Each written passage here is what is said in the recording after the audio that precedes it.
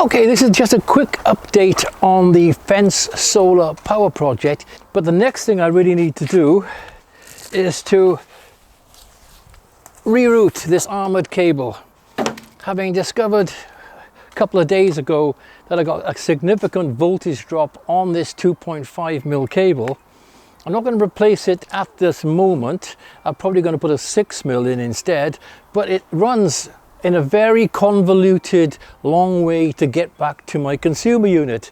So what I'm going to do is pull it back out and then run it straight down the garden, and then I'll check again to see what voltage drop I'm getting and whether the micro-inverters are happier with the voltage they then need to work at.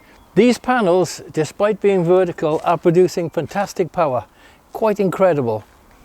Today we have powered the house, we have charged the hybrid car, we put about 8 kilowatts into the hybrid car, and we've heated the domestic water, and my 2 kilowatt battery is full.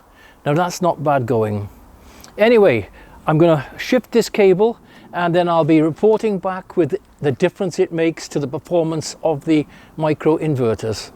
Okay, this is me running the cable, the faster route up the garden for my panels.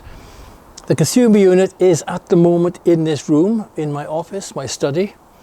It will eventually go in this, which is meant to be a gymnasium. I'm going to create a whole new big distribution in there, and I'm going to have batteries as well in there as backup for my solar power. I just realized I haven't taken down my Christmas decorations, can you believe it? And I only noticed when I came out here now. Mrs. Jones has kept quiet about it. So I've got two jobs now. I need to get this cable across this roof and over there. And I'm also going to create a new power socket, external power socket near our barbecue area. So I've got to get all this done, and at the same time I will get these decorations down. Oh my goodness. Okay, that's my armored cable run from the consumer unit, and it's now down here. I'll be bringing over another cable tomorrow and putting a power socket on the wall over there, and that will give us power for a barbecue in the future over here. So I think as the sun goes down, now David Jones has come to join me, as the sun goes down, the last little bit of sunshine, I think I deserve a beer, and I'm really looking forward to it. It's a Friday evening and it's been a very busy DIY week. Okay, that armored cable is going to run along the fence here, past the beautiful magnolia, along the fence, and it's going to come to a small distribution at the top of the garden here.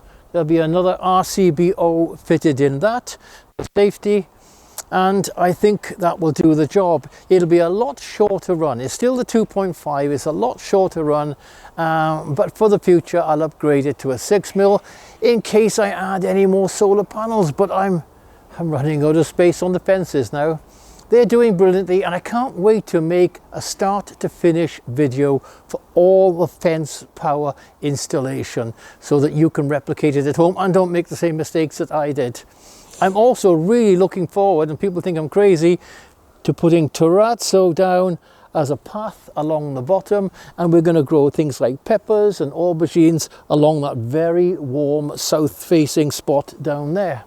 So big plans for the garden, big plans for solar power. I hope you're going to stay with me.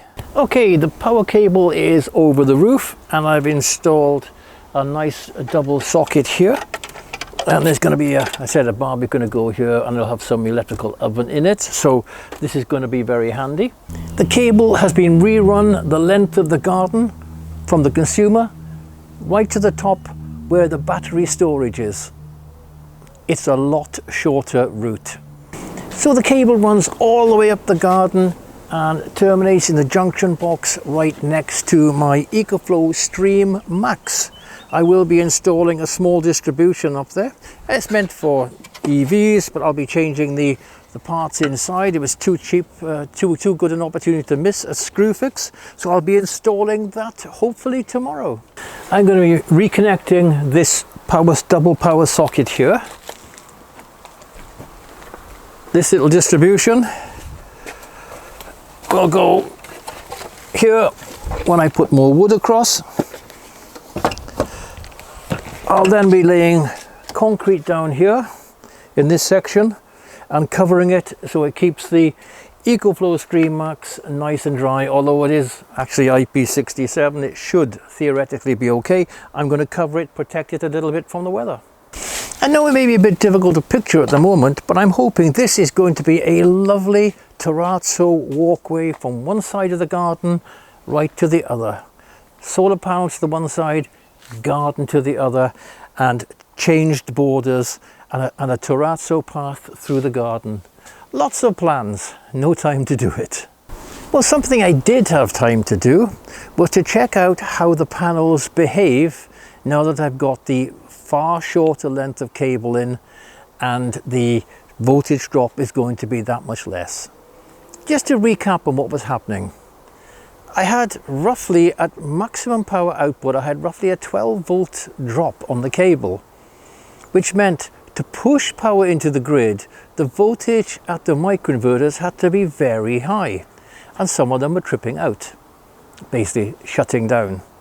Now that I've cut that voltage drop considerably, and I'll measure it tomorrow, I had no more tripping, I had no more problems, and the performance of the solar system, here I go again, and the performance of my solar panels has been the best ever today.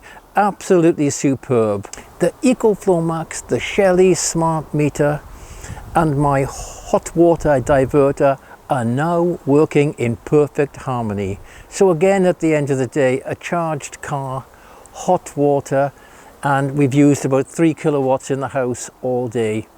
Pretty fantastic for a DIY system.